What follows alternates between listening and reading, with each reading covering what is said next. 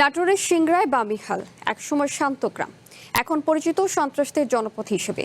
2 দশকে অন্তত 12টি প্রাণহানি, অসংখ্য আহত। ভুক্তভোগীদের অভিযোগ, আপোষ মীমাংসার সংস্কৃতি উস্কে দিচ্ছে নতুন সহিংসতা। তবে পুলিশ বলছে প্রতিটি মামলায় হয়েছে নিরপেক্ষ তদন্ত।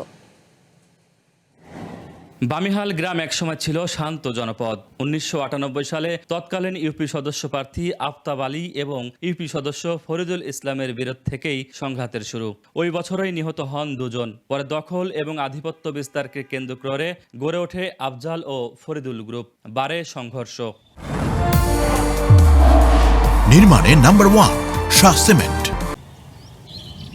2005 সালের 28 ডিসেম্বর ঘটে আলোচিত বামিহাল পুলিশ ফাঁড়ি লুটের ঘটনা।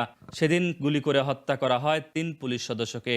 ওই মামলায় ফরিদুল, আফজাল, আফতাব সহ একাধিক ব্যক্তি আসামি হন। এখন ফরিদুলের ভাই আব্দুল কুদ্দুস ওই পক্ষের নেতৃত্ব দিচ্ছেন। তার দাবি, পুলিশ হত্যা মামলা সহ অনেক মামলা আর্থিক সমঝোতায় নিষ্পত্তি হয়েছে।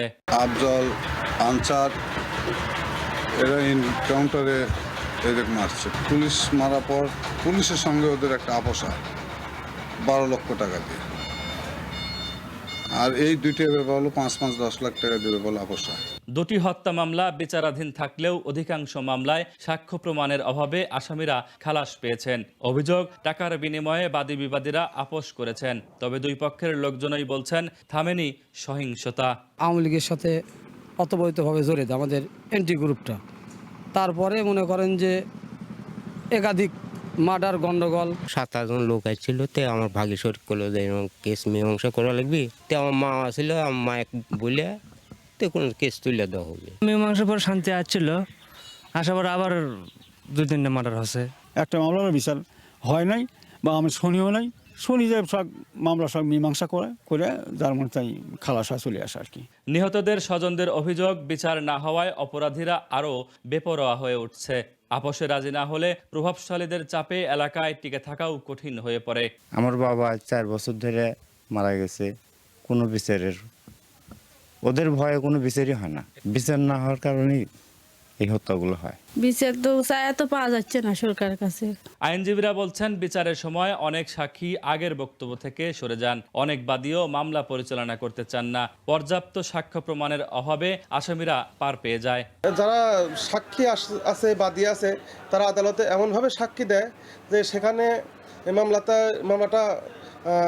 বিচার শেষ করা সম্ভব হচ্ছে না। আসামিরা খালাস পেয়ে যাচ্ছে এবং বারবারই অপরাধটা সৃষ্টি হচ্ছে। রাজনৈতিক কারণে এদের এই বিবাদটা এটা হচ্ছে। যখন যে সরকার আসে তখন সেই সরকারের ওই অঞ্চলের যিনি নেতা হন, এমপি হন, মন্ত্রী হন, তারা এই গ্রুপগুলোকে হ্যান্ডেল করে তার নিজের স্বার্থে।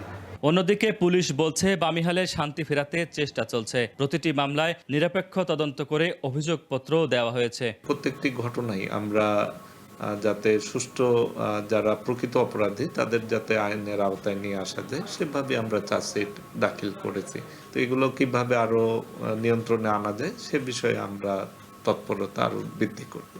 একের পর এক হত্যাকাণ্ড, তারপর আপোষ মীমাংসা, আবার নতুন রক্তপাত। এ যেন বামিহালের বাস্তবতা। ভুক্তভোগীদের প্রশ্ন, বিচারহীনতার এই চক্র ভাঙা না গেলে কিভাবে ফিরবে স্থায়ী শান্তি? Nazmul Hasan, one news, Natore.